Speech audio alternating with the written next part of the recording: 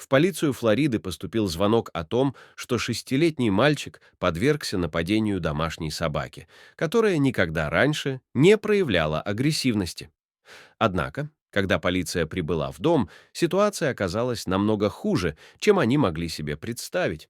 Около 10:30 утра полиция прибыла в дом в Северном порту в связи с отчаянным звонком о нападении собаки на маленького ребенка. Когда они прибыли на место происшествия, офицеры стали свидетелями ужасного зрелища. К сожалению, даже при оказании неотложной помощи юный пострадавший не выжил бы после своих обширных травм. Соседи бросились к дому Лиз и Мишель Гуэн, услышав леденящие кровь крики, доносящиеся из жилища, как сообщает Wink News. То, во что они вляпались, было прямиком из фильма ужасов.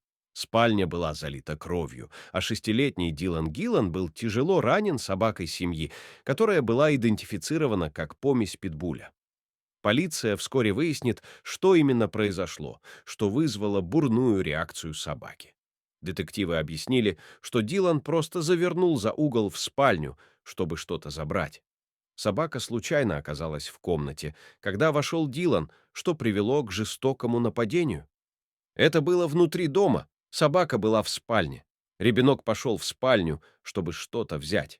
Следующее, что вы помните, люди услышали крики и начали действовать, сказал Джош Тейлор, сотрудник отдела общественной информации полицейского управления Северного порта. Дилан получил обширные травматические повреждения верхней части туловища и был срочно доставлен в мемориальную больницу Сарасоты и больницу общего профиля Тампы для оказания жизненно необходимой помощи. К сожалению, несколько часов спустя он скончался от полученных травм. Собака была описана как трехлетняя смешанная порода, включающая несколько разновидностей питбуль-терьера. После нападения домашнее животное было немедленно изъято из дома и помещено на карантин на 10 дней. Офис шерифа округа Сарасота сообщает, что затем собака была подвергнута эвтаназии по просьбе владельца. И семья, и полиция подтверждают, что ранее не было случаев агрессивных реакций со стороны собаки. Похоже, что это событие произошло без предупреждения или провокации.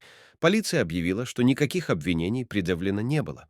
Была запущена кампания GoFundMe, чтобы помочь Лиз и Мишель оплатить медицинские расходы и похороны.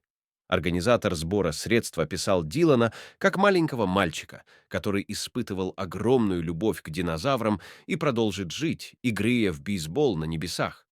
Дилан был внесен в список доноров органов, и, как сообщается, его почки были переданы двум другим нуждающимся маленьким детям. Dogsbite.org. В период с 2005 по 2020 год в Америке было зарегистрировано 568 случаев смерти от рук собак.